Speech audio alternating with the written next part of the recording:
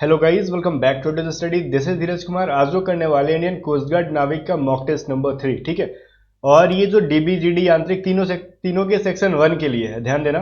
और ये जिस बुक से मॉक टेस्ट लिया गया है उस बुक का लिंक मैं आपको डिस्क्रिप्शन में दे दूंगा, ठीक है ना।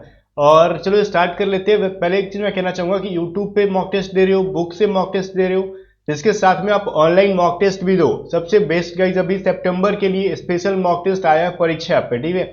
और जब भी बाई करना सितंबर स्पेशल ही करना, क्योंकि इस मॉक टेस्ट को मैंने देखा, बहुत ही बढ़िया मॉक टेस्ट है आपके एग्जाम के लिए, बिल्कुल भी आपके एग्जाम ओरिएंटेड मॉक टेस्ट है, ठीक है।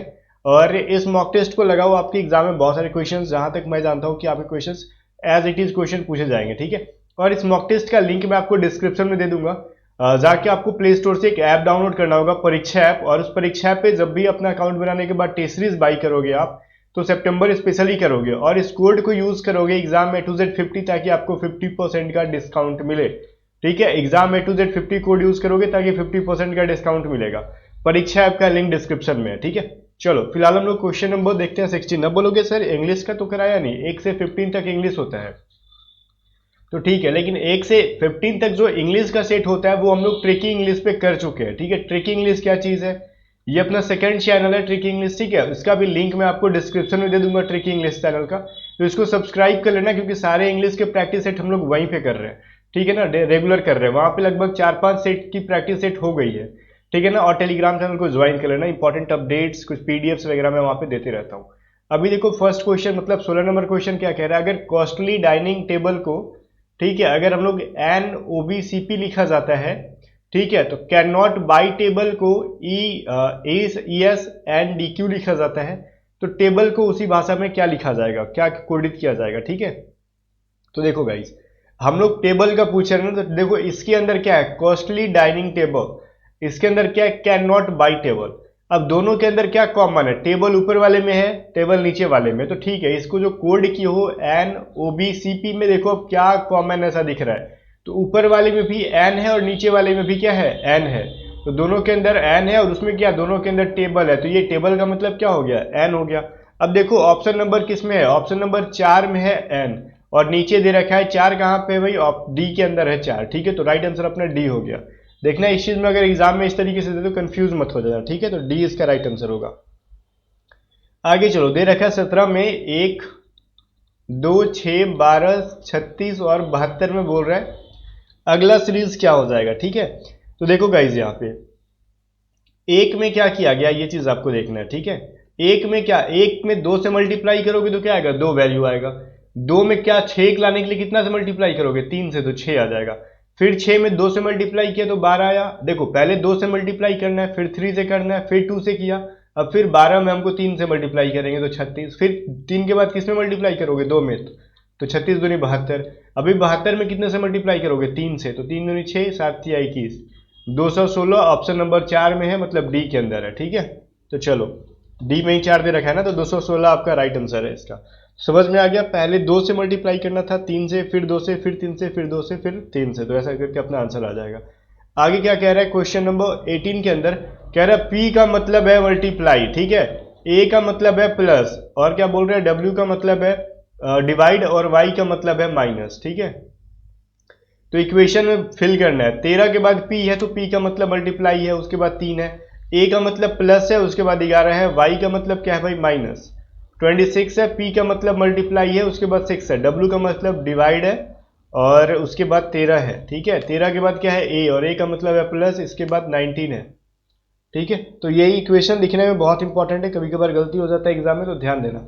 अभी सबसे पहले हम लोग डिवाइड करेंगे ना, 13 मल्टीप्लाई 3 प्लस में 11 माइनस 26 मल्टीप्लाई 6 बाई 13 प्लस में 19। देखो तो ये 13 दूनी 26।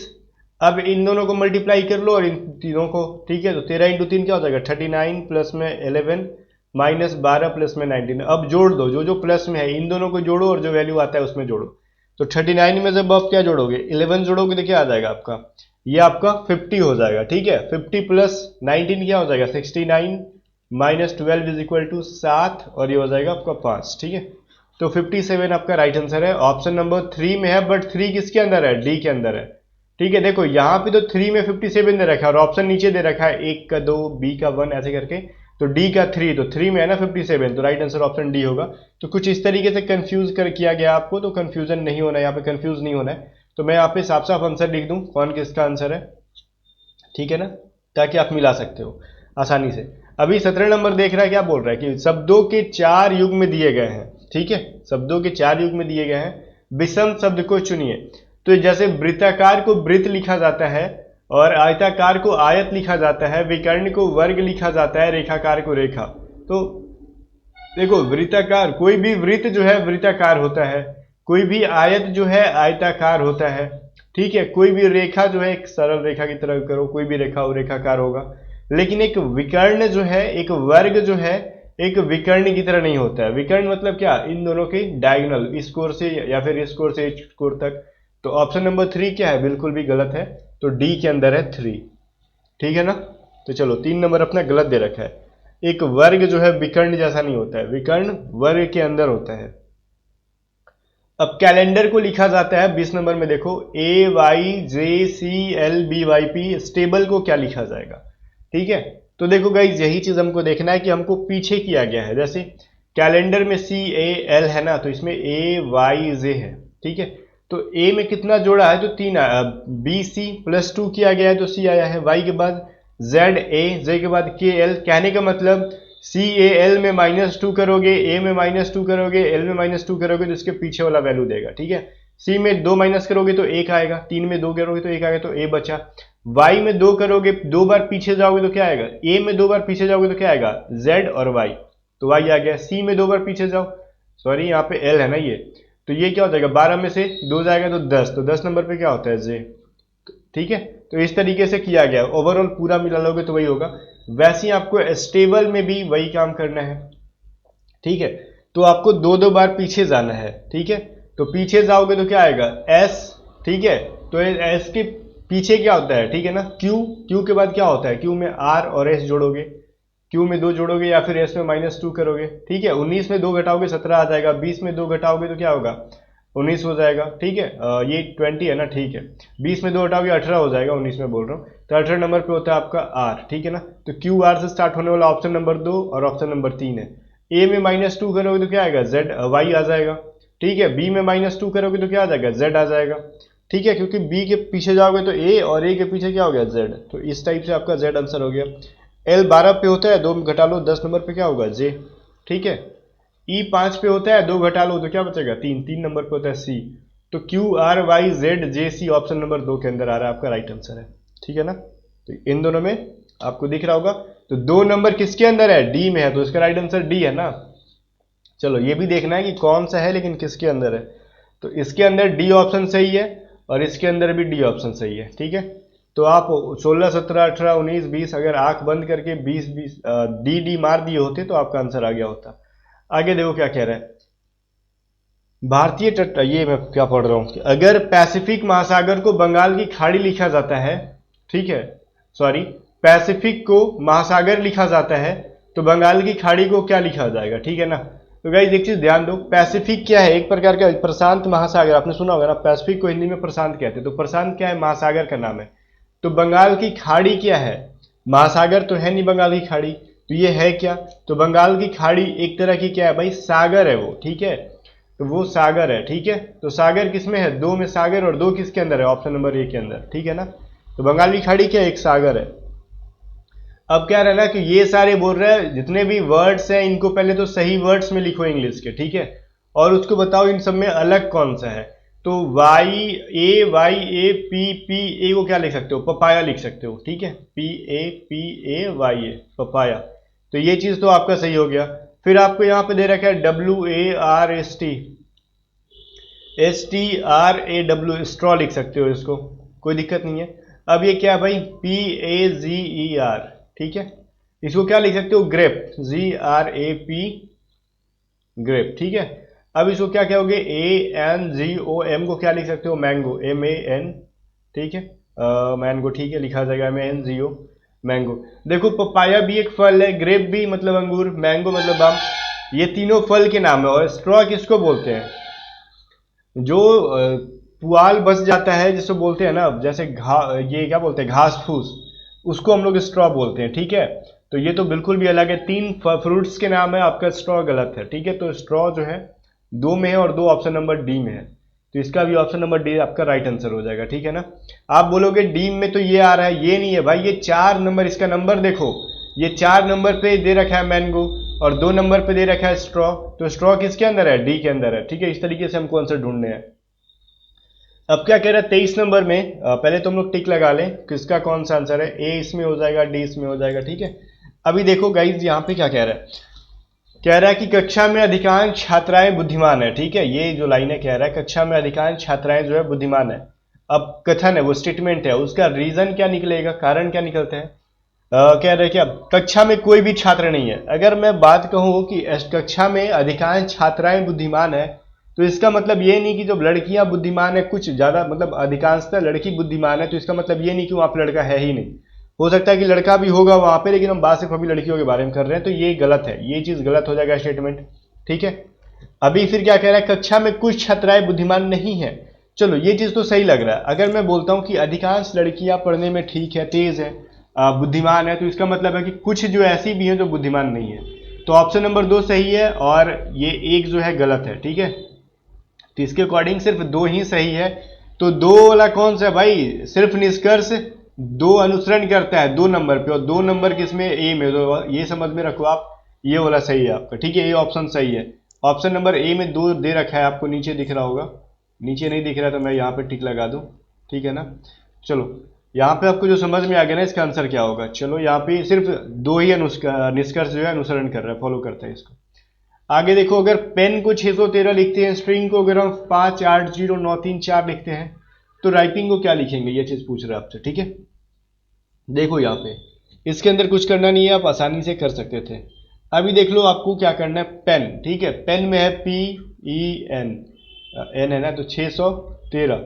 अब बोल रहे हैं राइपिंग। अब देखो तो स्ट्रिंग में आर कितने नंबर पे, तीसरे नंबर पे, तो तीसरे नंबर में इसमें क्या है, 0, तो राइपिंग का स्टार्टिंग आर है, तो आर का वैल्यू कर दो 0, ठीक है। आई का दे रखा है वैल्यू स्ट्रिंग में चौथे नंबर पे, ठीक है, तो इसमें चौथे नंबर पे 9 है, तो 0 9, ठीक है ना। आई का वैल्यू कर दो 9। पी का वैल्यू दे रखा है 6, तो पी का वैल्यू रख दो, राइपेनिंग के अंदर आपको कर दिया 6, ठीक है। अभी हमको क्या करना है, ई कर रहा है यहाँ पे, ठीक है। तो 096 आपका आ रहा है क्या, बहुत सारे ऑप्शंस में, ठीक है। अभी ई का वैल्यू कहाँ दे रहा है, ई में, पेन में ई का वैल्यू 1 दे रखा है, तो 1 कर दो। 0961 किसके अंदर है भाई, 0961 हमको दिख गया ऑप्शन नंबर 4 में है ये, और 4 है ऑप्शन नंबर सी में, ठीक है। 4 नंबर पे हमको दे रहा है 0961, हमको इतना ही आंसर ला देते हैं। और ऑप्शन नंबर 4 जो है, ऑप्शन नंबर सी जो है, सी के अंदर 4 है, तो राइट आंसर क्या हो जाएगा, 09613934, यही होगा आपका आंसर, ठीक है। चलो आगे देखते हैं क्या है। अगर DABC को DABC है, ठीक है, HEFG है। अगर हम लोग फिर बोल रहे हैं कि इसका अगला सीरीज क्या होगा, अगर PMNOTQRS इस तरीके से कुछ लिख देते हैं तो, ठीक है। अभी देखो तो जरा, D के बाद H आया, EFGH +4 जोड़े हो, ठीक है। P के बाद QRST, इसमें भी +4 किए हो, तो आपको भी क्या लगता है, H में +4 कर दो, H के बाद IJKL, तो L वाला बनेगा, ऑब्वियस है, L से स्टार्ट हो जाएगा, ये वाट की जगह पे जो चीज पूछा गया। L के बाद JKL, सॉरी, L के बाद MNOP, तो L के बाद अगला P भी आ रहा है, हमने चेक कर लिया। अब वैसे ही A के बाद कितने नंबर पे आया है, BCDE, ठीक है, 4 4 जोड़ते जाओ, E के बाद 4 जोड़ो, FGHI, ठीक है। तो L के बाद I आ रहा है, तो L के बाद I से स्टार्ट होने वाला ऑप्शन कौन सा है, ऑप्शन नंबर 2 में है LIJK, ठीक है। तो 2 नंबर किसके अंदर है, C के अंदर है, तो C अपना राइट आंसर है, ठीक है ना। चलो अब क्या कह रहा है, आपको सामान्य ज्ञान वाला चूज करना है, ठीक है। तो बोल रहे हैं रालेगांव सिद्धि गांव की संपन्नता लाने वाला कौन सा समाज सेवी है। तो पहली बात तो ये, रालेगांव नहीं होता है, रालेगन है, ठीक है ना। ये एक्चुअली वर्ड जो है रालेगांव नहीं, रालेगन है, इसमें कुछ गलत टाइप किया हुआ है, रालेगांव नहीं रालेगन होता है। अब ये रालेगन जो है, ठीक है ना, ये महाराष्ट्र से रिलेटेड है। अब ये क्या चीज है, रालेगन सिद्धि, देखो वहां पे ना मृदा अपरदन को रोकने के लिए वृक्ष को लगाना, ये सब चीजें, वो सब चीजें करना, मृदा अपरदन को रोकने के लिए ये जो चीजें लाई गई थी, उससे कौन जुड़ा हुआ है, उससे अन्ना हजारे नाम के एक समाज सेवी हैं जो जुड़े हुए हैं इस सिद्धि से, ठीक है, या फिर इस कार्यक्रम से, रालेगन सिद्धि गांव की संपन्नता जो है आपको इससे जुड़े हुए हैं। मृदा अपरदन को रोक बचाने के लिए बहुत सारे प्रयास इन्होंने किया था, पेड़ों लगवाए थे, घास वगैरह ये सब करवाए थे, ठीक है, तो अन्ना हजारे जुड़े हुए हैं। अब विश्व में सर्वाधिक वर्षा कहाँ पे होती है, तो अभी आपने सुना होगा विश्व में सर्वाधिक वर्षा वाली स्थान कौन सी है, मानसीराम, ठीक है ना। ऑप्शन नंबर सी इसका राइट आंसर हो जाएगा। चलो आगे देखते हैं हम लोग। द्रोणाचार्य पुरस्कार किससे है, तो द्रोणाचार्य तो ऑब्वियसली कि खेल से, अब खेल प्रशिक्षण से, ठीक है। अब खिलाड़ी को नहीं मिलेगा, जो कोच होता है एक्चुअली उसको मिलता है ये द्रोणाचार्य, ठीक है ना। अभी 29 नंबर में क्या कह रहा है, यूनेस्को का मुख्यालय कहाँ पे है, तो बताओ यूनेस्को का मुख्यालय कहाँ पे है भाई, तो और जैसे कि पेरिस के अंदर है, तो इसका राइट आंसर पेरिस हो जाएगा। अगला देखो, भारत में स्वर्णिम चतुर्भुज परियोजना किससे संबंधित है, तो ये सड़क से है, ठीक है। अटल बिहारी वाजपेयी के टाइम पे ये आया था, ठीक है ना, स्वर्णिम चतुर्भुज। इसमें क्या लग रहा था ना कि मैप पे जब देखा जाएगा तो सारे रोड अभी भी देखोगे वो चतुर्भुज टाइप के, चारों इस तरीके से कटते हैं एक दूसरे को, ठीक है। तो यही है आपका स्वर्णिम चतुर्भुज परियोजना। बट उतना डेप्थ से मत जाओ, ये समझ लो चतुर्भुज ये परियोजना लाया कौन था, स्वर्णिम चतुर्भुज, तो अटल बिहारी वाजपेयी के टाइम पे आया था, सड़क से रिलेटेड है ये। ओजोन का रासायनिक सूत्र क्या है, ओजोन का आप साइंस के स्टूडेंट हो तो बता सकते हो। O3 को हम लोग ओजोन कहते हैं, O2 को क्या कहते हैं, ऑक्सीजन कहते हैं, ठीक है ना। अब सूखे हुए किशमिश पानी में डाल देने पे फूल जाता है, यह क्या दर्शाता है, ये क्या क्या कैसे आखिर होता है कि फूल जाता है, क्योंकि जो पानी है उसके अंदर घुस जाता है, ठीक है। अब इसका मतलब क्या हुआ, बाह विलयन अल्प पराशरी है। देखो बाह विलयन का मतलब क्या, इसके अंदर किशमिश है, इसके बाहर क्या है, पानी है, तो बाहर का विलयन जो हुआ वो पानी हुआ, जल हो गया। तो अल्प प्रसारी होता तो उसके अंदर नहीं घुसता, वह ज्यादा प्रसारी है, अति प्रसारी है, तभी तो इसके अंदर घुस जा रहा है ना। तो वही बात है कि ये जो बाह्य विलयन है वो अति प्रसारी है, तभी वो किशमिश के अंदर घुस जा रहा है, ठीक है। तो ऑप्शन 20 का राइट आंसर है। डेसिबल एक डैश होता है, डेसिबल क्या है, ठीक है ना, तो डेसिबल ध्वनि के स्तर को मापा जाता है, ठीक है ना। तो ये ध्वनि स्तर को मापने का एक मानक समझ सकते हो डेसिबल, ठीक है ना। अभी देखो तरंग दैर्ध्य नहीं, क्योंकि तरंग दैर्ध्य को हम लोग क्या करते हैं, हर्ट्ज में मापते हैं। 34 नंबर क्या है, तापमान पर सेंटीग्रेड डैश तापमान पर सेंटीग्रेड, ये कुल मिला के कहा जाए सेंटीग्रेड और फॉरेनहाइट कितने डिग्री वैल्यू पे दोनों इक्वल होता है, तो ये -40 डिग्री पे सेंटीग्रेड और फॉरेनहाइट बराबर होता है, ठीक है। चुंबकीय क्षेत्र डैश है, चुंबकीय क्षेत्र क्या है, सदिश है कि अदिश है, ठीक है, क्या है आपसे पूछा जा रहा है। तो ये क्या है, एक चुंबकीय क्षेत्र एक सदिश राशि है। अच्छा एक चीज बताना, चुंबकीय क्षेत्र आपका सदिश राशि है, और सदिश राशि की गुण क्या होती है, किस आधार पे हम किसी राशि को सदिश कहते हैं, ठीक है। ये चीज कमेंट सेक्शन में बताना अगर आपको पता होगा तो। आगे देखो, निम्न में से किसी उत्प्रेरक की उपस्थिति में प्रकाश संश्लेषण होता है। क्वेश्चन घुमाया है, सिंपली समझ लो कि पौधों के अंदर क्या होती है ऐसी चीज जिसकी वजह से प्रकाश फोटोसिंथेसिस के वर्क होती है, तो क्या है, क्लोरोफिल होती है। हरे पौधे की पत्तियों में क्लोरोफिल होता है जो कि फोटोसिंथेसिस में बहुत काम आता है, ठीक है, उसका मेन रोल यही प्ले करता है। निम्न में से कौन सा ऊर्जा के नवीनकरणीय स्रोत का उदाहरण है, कहने का मतलब जो चीज एक बार हम यूज कर रहे हैं फिर से यूज कर ले, तो वो कौन सा हो जाएगा, कोयला, पेड़, पेट्रोलियम में से, सौर ऊर्जा में से, तो ऑब्वियसली कि सौर ऊर्जा, ठीक है ना। ऐसा क्वेश्चन पहले भी शायद पहले वाले सेट के अंदर आया था। आगे देखो क्या कह रहा है, रासायनिक ऊर्जा यांत्रिक ऊर्जा में परिवर्तित कर देता है, रासायनिक ऊर्जा को यांत्रिक ऊर्जा में, तो क्या करेगा, आपको डायनेमो में कैसा एनर्जी होता है, ये तो यांत्रिक को क्या करता है, विद्युत में परिवर्तित करता है। विद्युत मोटर क्या करता है, या क्या करता है, विद्युत मोटर विद्युत ऊर्जा को यांत्रिक ऊर्जा में करता है, ठीक है। और डायनेमो क्या करता है, यांत्रिक को विद्युत में करता है। और मानव शरीर क्या करता है, विद्युत सेल क्या करता है भाई, रासायनिक ऊर्जा को विद्युत ऊर्जा में परिवर्तित करता है। और मानव शरीर क्या करता है, रासायनिक ऊर्जा को यांत्रिक ऊर्जा में, बिकॉज हमारे अंदर जो भी एनर्जी है वो एक तरीके का केमिकल एनर्जी है, ठीक है। हमारे अंदर जो है वो हम लोग यांत्रिक में कर रहे हैं, जैसे हम लोग कोई काम कर रहे हैं वहां पे यांत्रिक ऊर्जा लग रहा है, ठीक है ना, मैकेनिकल एनर्जी। तो वही बात है, ऑप्शन नंबर डी इसका राइट आंसर होगा। पीबी बराबर स्थिरांक मतलब कांस्टेंट, ये क्या किस नियम पे कहलाता है, आपने पढ़ा होगा, क्या पढ़ा होगा भाई, आपने पढ़ा होगा P प्रोपोर्शनल 1/v, या फिर इसको लिख सकते हो PV is equal to K, मतलब K क्या है, आपका एक कांस्टेंट है। तो ये बॉयल के नियम आपने अगर आपने पढ़ा होगा तो बॉयल के नियम के अंदर ये चीज पढ़ा होगा, ठीक है ना। ये सभी साइंस की चीजें हैं। आगे देखो क्या कह रहा है, सोडियम कार्बोनेट आमतौर पर किस नाम से जाना जाता है। देखो सोडियम कार्बोनेट को हम लोग क्या करते हैं, कपड़े धोने के तौर पे यूज करते हैं। सोडियम बाइकार्बोनेट का क्या करते हैं हम लोग, खाने के सोडा के रूप में यूज करते हैं, ठीक है। तो सोडियम कार्बोनेट क्या हो गया, धोने के सोडा के रूप में इसको यूज किया जाता है। वहीं पे सोडियम बाइकार्बोनेट क्या जाते हैं, तो वो खाते, ठीक है। बट यहाँ पे हम खा नहीं रहे हैं, अगर बाई नहीं कर रहे हैं, कार्बोनेट है अगर सोडियम कार्बोनेट, तो वो धो रहे हैं सिर्फ उससे, ठीक है। ये क्या कह रहा है, एक बेलन एक गोले को घेरता है, ठीक है। और उसके आयतनों का अनुपात क्या हो जाएगा। तो यहाँ पे सबसे पहले तो एक बेलन बना लो, एक बेलन कुछ इस तरीके से होगा और ये सटा हुआ रहेगा इसके अंदर, ठीक है ना, ये ऊपर नीचे कम हो गया और ये गोले को घेर रहा है, मतलब इसके अंदर एक गोला है, ठीक है ना। तो उसके आयतनों का अनुपात क्या होगा। पहली बात तो ये पहले हम लोग लिख लेते हैं यहाँ पे बेलन का या फिर सिलेंडर का आयतन जो होगा वो क्या होता है, ठीक है ना, पाई आर स्क्वायर एच। अब वहीं पे हम लिख लेते हैं गोले का आयतन क्या हो जाएगा भाई, 4/3 पाई आर क्यू हो जाता है आपका, ठीक है। अब एक चीज देखो, यहाँ पे हम लोग कटा नहीं सकते, लेकिन एक चीज हमको पता है, जो गोले का ये जो बेलन की जो हाइट है वो h है, ठीक है, लेकिन गोले की त्रिज्या क्या हो जाएगी, तो गोले के ऊपर से नीचे तक की जो लेंथ होगी वो हाइट के बराबर होगी, और हाइट के बराबर इसका डायमीटर, जिसको हिंदी में व्यास कहते हैं, और रेडियस होता है d का आधा। बात समझ में आ रहा है। तो रेडियस होता है d का आधा, तो यहाँ पे हम लोग आर क्यू के जगह पे क्या लिख सकते हैं, तो आर क्यू छोड़ दो, लेकिन हाइट के जगह पे हम लोग क्या लिख सकते हैं, ये डायप्टर के बराबर है। तो ये डायप्टर के बराबर है, और ये डायप्टर क्या है, आर का आधा है, तो डायप्टर बराबर क्या हो जाएगा 2r। तो हाइट क्या हो सकता है 2r बन सकता है, ठीक है, 2 इंटू आर। तो वही चीज यहाँ पे हम लोग लिखेंगे पाई आर स्क्वायर, ठीक है, इंटू 2r। हाइट को हम लोग लिख सकते हैं क्योंकि हाइट जो है इसके डायमीटर के बराबर है, ठीक है ना, डायमीटर होता है, डायप्टर नहीं होता है, डायमीटर के बराबर है। तो गाइज यहाँ पे ध्यान दो 4/3 पाई आर क्यू। अब देखो ये पाई पाई तो कट गया, ये आर क्यू कट जाएगा, ये आर स्क्वायर प्लस में ये आर मल्टीप्लाई करोगे तो आर क्यू बनेगा। तो ये क्या बनेगा 2/4/3।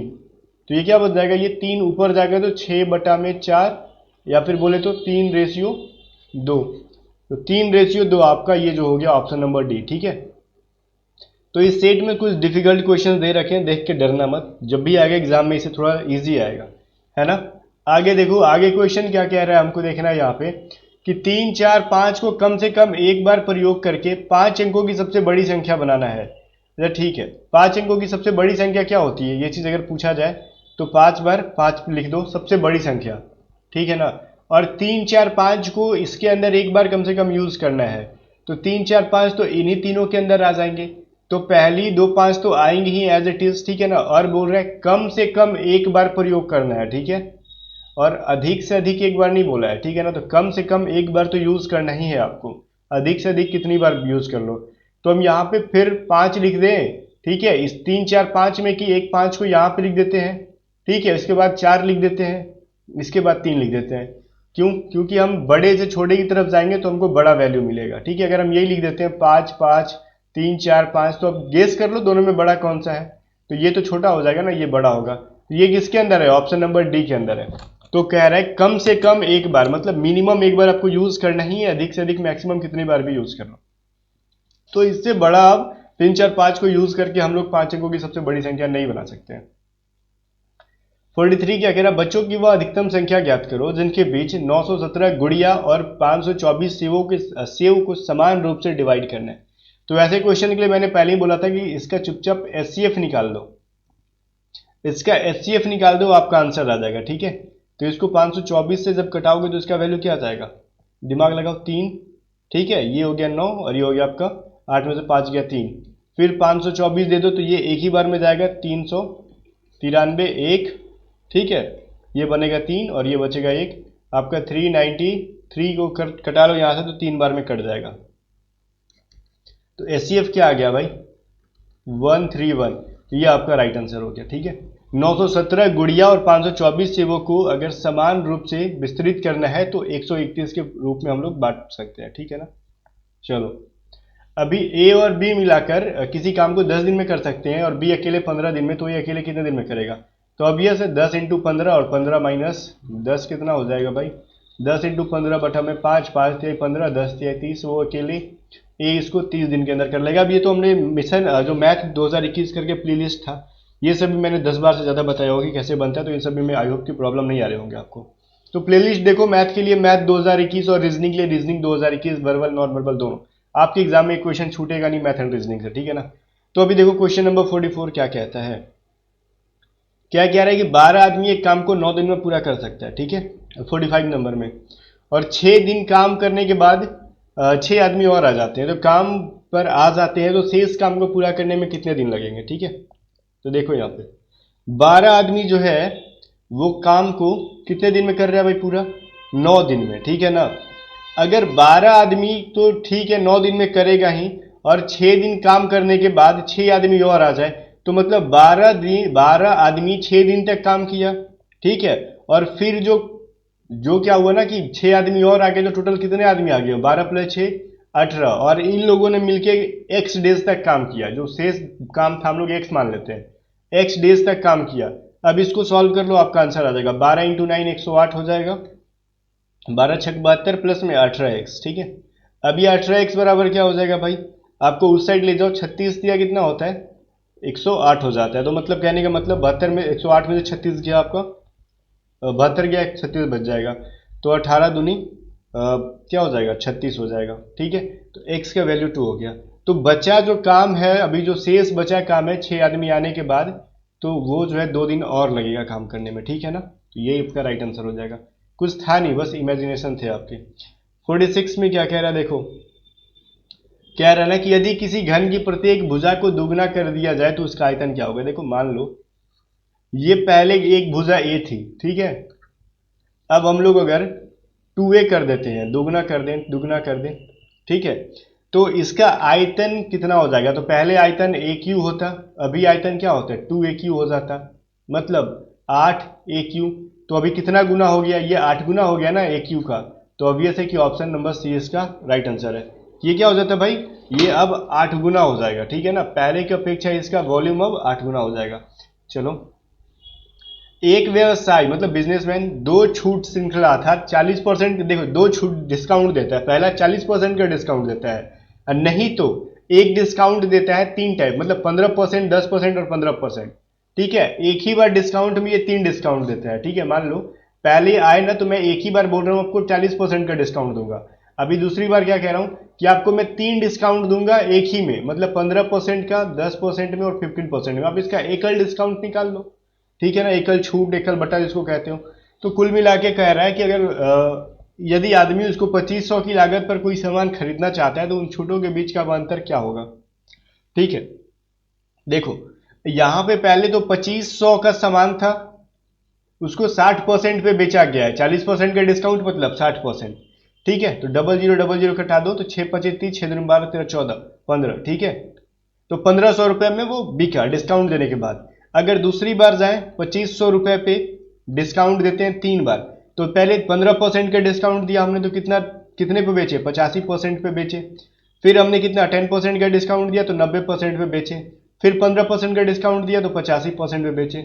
ठीक है, अभी चलो इसको सॉल्व कर लो आप लोग, 00 कटा सकते हो, 25 × 4 25 के 100 कर सकते हो। ठीक है, अभी 10 यहां से भी कटा सकते हो आप लोग, कोई दिक्कत नहीं है इसका। ठीक है, चलो अभी ये चीज क्या हो जाएगा, ये फिर से अगर चाहो तो कटा सकते हो आप लोग 5 के टेबल से ऊपर नीचे, जैसे कि हो गया आपका ये 17 बाद में कट जाएगा, 17 × 5 = 85 और ये 5 दूनी 10।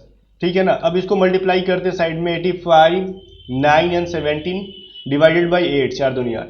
तो इसका वैल्यू क्या हो जाएगा भाई, मैंने कर लिया पहले मल्टीप्लाई 1625.625। ठीक है, तो पहले हमने 1500 रुपए में बेच रहे थे हम लोग, अभी यहाँ पे 1625 में बेच रहे हैं, तो कितने रुपए का अंतर आया, तो आप माइनस करा लो, जो माइनस करने पे वैल्यू होगा वही आपका आंसर हो जाएगा। ठीक है, तो आपको बोल रहा है पूर्ण संख्याओं में बताना, तो डेसिमल को भूल जाना होगा, जैसे 1625 माइनस 1500 कर लो, जो वैल्यू आ जाता है आपका क्या हो जाएगा 125 के अराउंड आएगा। ठीक है, पॉइंट को भूल जाओ क्योंकि ये पूर्ण वर्ग संख्या में पूछ रहा है, तो 125। अभी पॉइंट में समथिंग कुछ आता है तो आपको मान लो इसके नियरेस्ट कौन सा है 126 है, तो नियरेस्ट वाले वैल्यू को ले लोगे। हमने 0.625 को भूल गए ना यहाँ पे, तो ध्यान देना 0.625 आ जाएंगे यहाँ पे, तो ये किसके नजदीक में है 126, क्योंकि बोल ही रहा ना कि हमको पूर्ण संख्या बताओ, डेसिमल में मत बताओ। ठीक है ना, तो पूर्ण संख्या 126 आ गया, तो वही चीज थी। अभी दो संख्या 2:5 के रेशियो में है, यदि प्रत्येक में से 7 घटा दिया जाए तो अनुपात 1:6 हो जाता है। तो प्रारंभिक संख्या बताओ, तो प्रारंभिक संख्या मान लो 2x और 5x थी, दोनों में से 7 घटा देंगे तो ये 1/6 आएगा, तो 12 6 दूनी 12 7 6 42 और ये 5x और ये 7। ठीक है, अभी करना कुछ नहीं है, हमको इधर 5x को ले जाना है, 12x में से माइनस करा लोगे तो 7x वैल्यू आएगा, 47 इंटू 47 को इस साइड लाओगे तो प्लस बनेगा, और ये जो माइनस है 7 तो 47 या 42 है, 42 माइनस 7 कितना हो जाएगा, 35 हो जाएगा। तो ये क्या हो जाएगा, 7 पचे 35, तो x का वैल्यू आ गया 5। तो पहली संख्या क्या थी 2x, और क्या थी भाई 5x, तो मतलब 2 इंटू 5 और 5 इंटू 5 10 और 25 थी, ठीक है। तो 10 25 किसके अंदर है, ऑप्शन नंबर सी के अंदर है, तो ये आपका राइट आंसर हो जाएगा, ठीक है ना। चलो अभी देखो 49 नंबर में क्या कह रहा है, 20 लीटर मिश्रण में 5:3 के रेशियो में दूध और पानी है।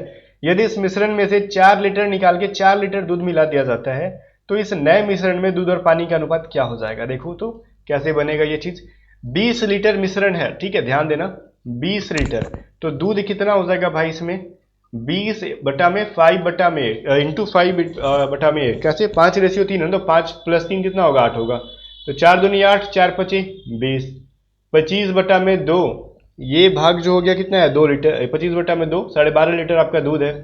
पानी कितना हो जाएगा भाई उसमें 20 इंटू 3 बटा में 8, तो 4 दूनी 8, 4 पचे 20, मतलब 15 बटा में 2 लीटर। तो दूध है 25 बटा 2 लीटर और पानी है 15 बटा 2 लीटर, ठीक है।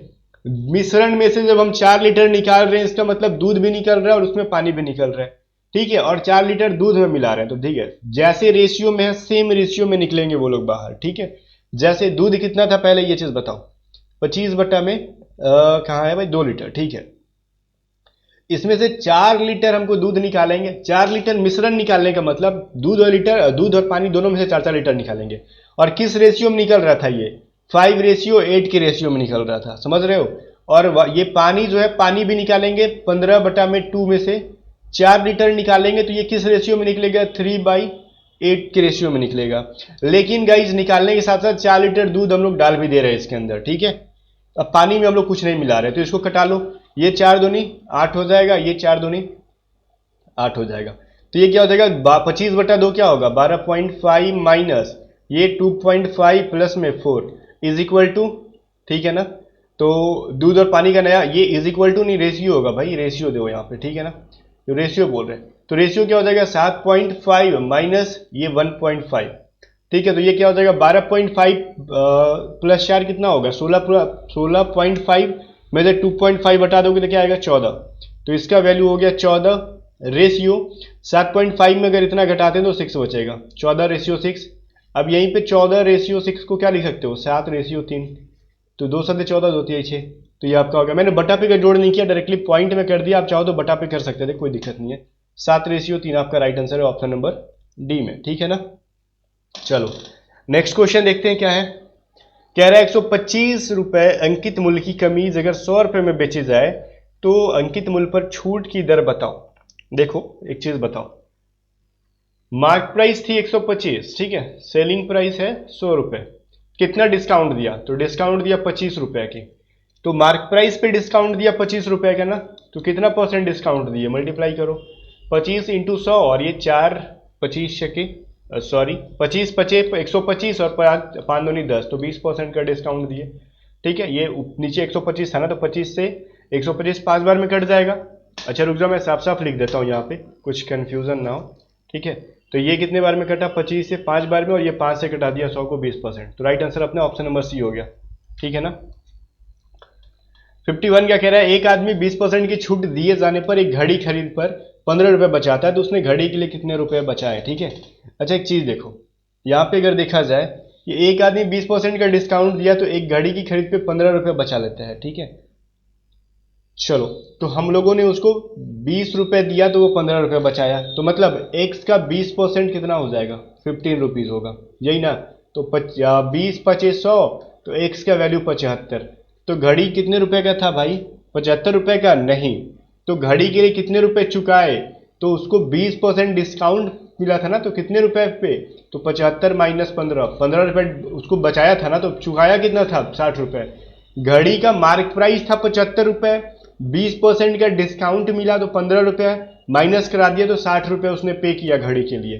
तो हमको अगर 75 आंसर कर देते तो एग्जाम में गलत आंसर आ जाता। तो क्वेश्चन पूरा समझना, ये घड़ी का प्रारंभिक मूल्य नहीं पूछ रहा है, उसने बोल रहा है डिस्काउंट के बाद कितना रुपए पे किया उसने, ठीक है ना। चलो आगे देखते हैं। एक साझा व्यवसाय में एक कुल समय के लिए 1/6 भाग के लिए 1/6 पूंजी का निवेश करता है, ठीक है। आगे क्या कह रहा है, बी कुल समय के लिए 1/3 भाग के लिए और 1/3 पूंजी का निवेश करता है। सी पूरे समय के लिए शेष पूंजी का निवेश करता है, शेष पूंजी जो बचेगा वही निवेश करेगा ना, ठीक है। तो बताओ 9200 मतलब 9200 के लाभ में बी का हिस्सा क्या हुआ। पहली बात तो ये देखो, ए जो क्या किया, ए बी सी, ठीक है, इनको रेशियो में पहले रखो। ए ने पूरे समय का 1/6 टाइम के लिए 1/6 प्रॉपर्टी इन्वेस्ट किया। बी ने क्या किया, 1/3 भाग के लिए 1/3 प्रॉपर्टी इन्वेस्ट किया। सी पूरे समय के लिए मतलब पूरा मतलब एक समय के लिए शेष प्रॉपर्टी। अब शेष प्रॉपर्टी बचा कितना, तो पहले 1 में से 1/6 माइनस 1/3 कर लो, जो वैल्यू आ जाएगा आपका आंसर होगा 6। 6 माइनस ये हो गया 1 माइनस 2, तो ये क्या बचेगा 3/6 मतलब 1/2। तो अब बचा है आधा प्रॉपर्टी, तो आधा प्रॉपर्टी सी ने लगाया है, ठीक है। अब इस बेसिस पे आप लोग आंसर निकाल सकते हो, ठीक है। ये हो जाएगा 36। रुक जाओ जरा, मैं थोड़ा ऊपर लिखना चाहूंगा इसको, नीचे मैंने लिख दिया ताकि अपना जगह बचेगा लास्ट में। 1/36 रेशियो 9 रेशियो 1/2, तो क्या यही आंसर हो गया। आप चाहो तो बना सकते हो। अब इसको आप लोग लिखोगे कैसे, अगर हम लोग इसको तोड़े तो 9 दूनी 18 हो जाएगा, ठीक है ना। चलो, या फिर आप यहां से चाहो तो एलसीएम ले लो, ठीक है ना। 36, 9 और 2 का आप चाहो तो एलसीएम ले लो, तो कितना हो जाएगा 36 ही हो जाएगा। तो हम सबके साथ मल्टीप्लाई कर देते हैं। 36/36 रेशियो 36/9, 36/2। आप लोगों ने पढ़ा था ना कि इनका एलसीएम ले लो, 9 36, 2 का एलसीएम लेके सबके साथ डिवाइड कर दो, तो ये 36 एक बार में कटेगा, 9 चौके 36 ही हो जाएगा आपका 18 दूनी 36। तो 1:4:18 के फॉर्म में इनको हमने डिवाइड कर दिया। तो ये तो पूछा नहीं कितने के फॉर्म में डिवाइड करना, पूछ रहा है कि बी का हिस्सा बताओ। तो बस इसी रेशियो में बी का हिस्सा कितना हो जाएगा, टोटल रुपीज है 9200, बी का हिस्सा है 4/में 18, 4 और 1 कितना हो जाएगा 19 4 23, ठीक है। 23 से कितना होता है भाई 92, तो 400। तो बी का हिस्सा हुआ 400 इंटू 4, 4 से 1600, तो बी का हिस्सा हो गया ऑप्शन नंबर डी में है 1600 रुपए, ठीक है ना। चलो, ये बिल्कुल भी रेशियो पार्टनरशिप पे था। 53 नंबर पे क्या कह रहा है, एक सिपाही एक चोर का पीछा करता है। जब चोर 5 कदम जाता है तो सिपाही 6 कदम जाता है, देखो। और फिर जब सिपाही 3 कदम जाता है तो चोर 6 कदम बराबर हो जाता है। कुछ नहीं करना है, 5 में हम लोगों ने रेशियो में पढ़ा था ऐसा, 6 को 3/6 से मल्टीप्लाई कर दो, ठीक है। ये आपका आंसर हो जाएगा, ठीक है ना। 5 बोल रहा ना कि चोर 5 कदम जाता है, ठीक है, तो ये इतने कदम जाता है, तो ये 3 दूनी 6, तो 5:12 के रेशियो में हमेशा उनकी क्या रहेगी, चाल का अनुपात रहेगा। तो 5:12 कहो चाहे 12:5 कहो, ये कहा नहीं है ना कि पुलिस का चोर का रेशियो बताओ चाहे चोर का पुलिस का बताओ। जब कंफर्म ना हो तो दोनों में से कोई भी हम कर सकते हैं, ठीक है। तो अपने को 12:5 ऑप्शन में दे रखा है, इसीलिए 5:12 ऑप्शन में नहीं दिया, क्योंकि क्वेश्चन में क्लियर नहीं किया है कि चोर वर्सेज पुलिस करना था कि पुलिस वर्सेज चोर करना था। जब तक ये क्वेश्चन में नहीं है तो हमको ऑप्शन में कोई एक ही देगा, ठीक है। तो ऑप्शन अपना आ गया 12:5। चलो 54 नंबर क्या कह रहे हैं, एक चिड़ियाघर में केवल हिरन और बत्तख है। क्या है, हम लोग देखो डी प्लस डी नहीं मान रहा हूं मैं, हिरन को एच लिख दे रहा हूं और बत्तख को बी लिख दे रहा हूं, ठीक है। जब सिरों की संख्या गिनती की जाती है तो 204 होते हैं और टांगों की संख्या गिनती की जाए तो 512 होती है। तो चिड़ियाघर में कितने हिरन है, देखो मान लेते हैं कि टोटल मिला के कितने जीव हैं, जितनी मुंडी है उतनी। तो हिरन की संख्या मान लो अगर x है तो भाई बत्तख कितना हो जाएगा 204 माइनस x, क्योंकि टोटल नंबर 204 है ना।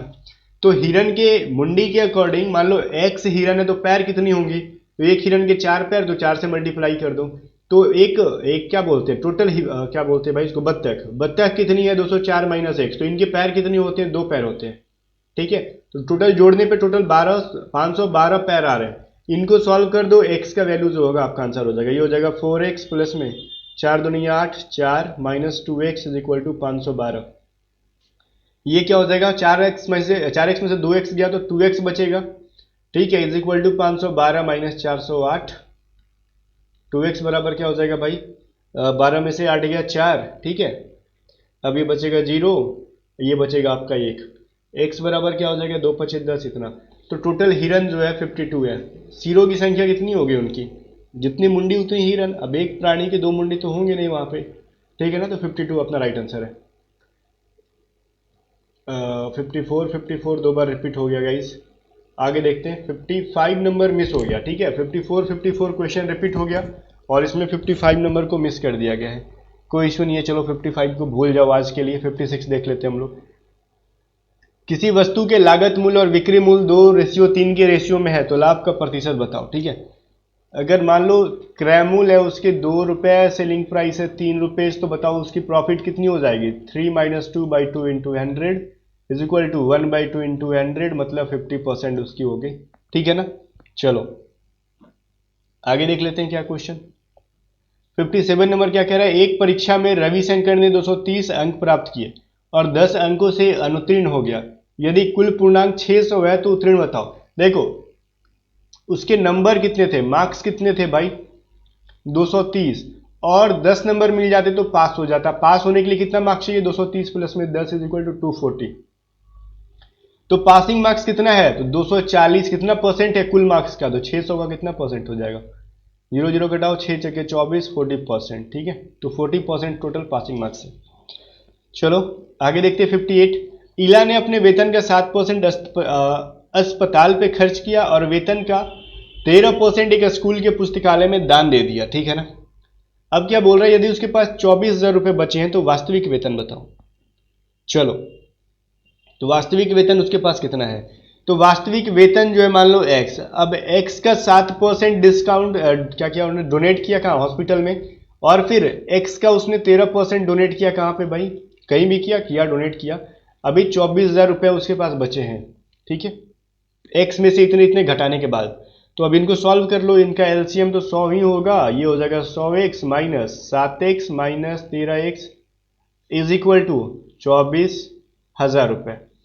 अब ये 13 और 7 जोड़ोगे तो 20, 20 गया 100 में से, तो 80x बराबर 100 इज इक्वल टू 24 पे 000, तो 1 0 कटा दिया हमने, तो 8 दिया 24, तो ये 00 और x इंटू 300 क्या करोगे, 100 इंटू तो 30,000, ठीक है।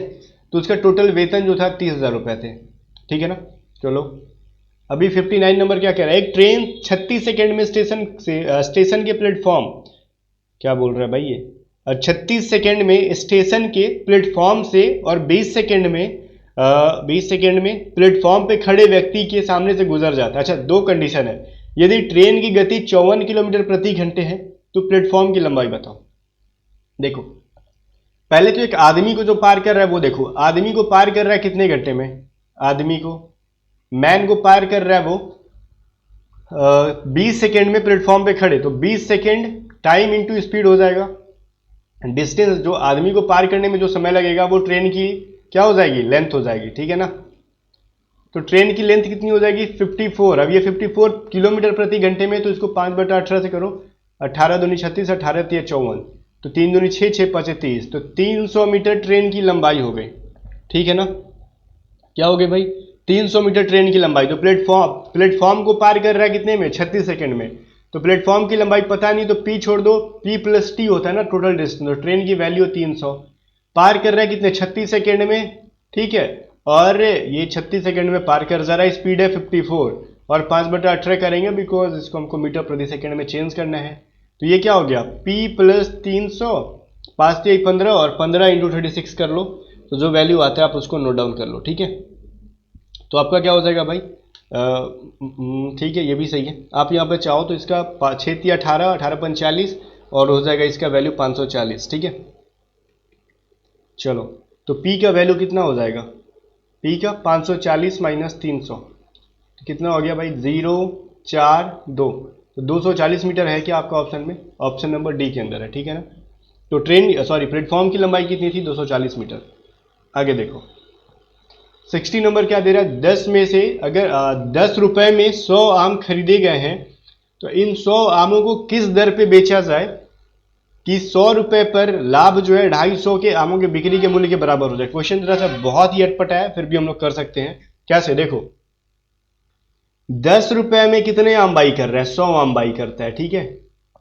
अब बोल रहे हैं 100 आम को किस दर पे बेचा जाए, भाई पहले खरीद तो, 100 आम को किस दाम पे बेचा जाए ताकि 100 रुपए पे प्रॉफिट, 250 आमों की बिक्री, तो 100 रुपए पे प्रॉफिट, तो 100 रुपए में कितने आम खरीद लोगे आप लोग।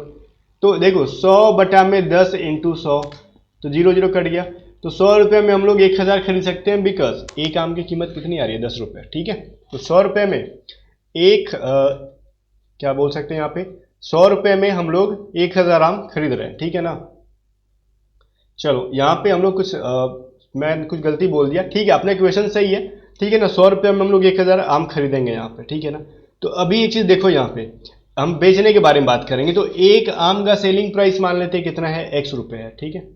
x रुपये पे सेल करेंगे अगर, तो हमको बेचना कितने, 250 आम। तो 250 आम को मान लो कितने रुपए में, x रुपये में बेच रहे हैं हम लोग, ठीक है। एक आम का वैल्यू अगर x रुपये है तो 250 को बेचने के 250 इंटू एक्स हो जाएगा, ठीक है। अगर 1000 आम को बेचेंगे तो 1000 मल्टीप्लाई एक्स, अब माइनस 100 आम को जो वैल्यू है 100 के ऊपर देखना कि 100 आम, तो 1000, देखो पहली बात तो ये 100 रुपये पे हमको निकालना है ना। तो 1000 आम की कीमत 100 रुपये पे निकालेंगे तो 250 के हिसाब से कितना आएगा वही आपको निकालना है, ठीक है। तो ये कितना हो जाएगा भाई, 250, ठीक है, एक्स। यहाँ पे एक चीज हम लोग गलती कर रहे हैं, क्या गलती कर रहे हैं मैं बता रहा हूँ। यहाँ पे जो है ना 100 को हम लोग इस साइड भेज देते हैं तो ये माइनस में प्लस में बदल जाएगा, 1000 एक्स माइनस 250 यहाँ पे ला देते हैं, तो आपको मिल जाएगा 100 इज इक्वल टू 750 एक्स, ठीक है। तो x का वैल्यू क्या हो जाएगा भाई, 100 बटा में 750, ठीक है। तो ये कट जाएगा, 0 0 5 दूनी 10, और ये कितना हो जाएगा 15 5 75। तो मैं जरा यहाँ पे लिखूंगा आप, ठीक है ना। तो x का वैल्यू है अपना 2 बटा 15, ठीक है ना। एक आम की सेलिंग प्राइस, तो यहाँ पे 100 आम के बारे में पूछ रहे हैं, तो 100 आम को निकाल लो, ठीक है। तो ये कुछ ऐसा हो गया, 5 3 15, 5 दूनी 10, तो ये 40 बटा में 3, ठीक है। तो ये आपका राइट आंसर है।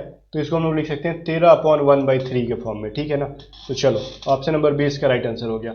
ये एग्जाम के पॉइंट ऑफ व्यू से बिल्कुल भी क्वेश्चन नहीं है, बहुत ही सड़ा हुआ क्वेश्चन है, जो कि इसका कोई मतलब और छोड़ नहीं है, एक तरीके से कह लो जबरदस्ती आंसर लाना होगा। तो इस टाइप का क्वेश्चन आपके एग्जाम में नहीं आएगा, दिमाग मत खराब कर लेना अपना, ठीक है। फिलहाल जाते जाते परीक्षा ऐप का लिंक आपको डिस्क्रिप्शन दे दूंगा, सितंबर स्पेशल बाई करना है इस कोड को यूज करके, ताकि 50% का डिस्काउंट मिले। मिलते हैं नेक्स्ट वीक के अंदर, तब तक के लिए बाय बाय।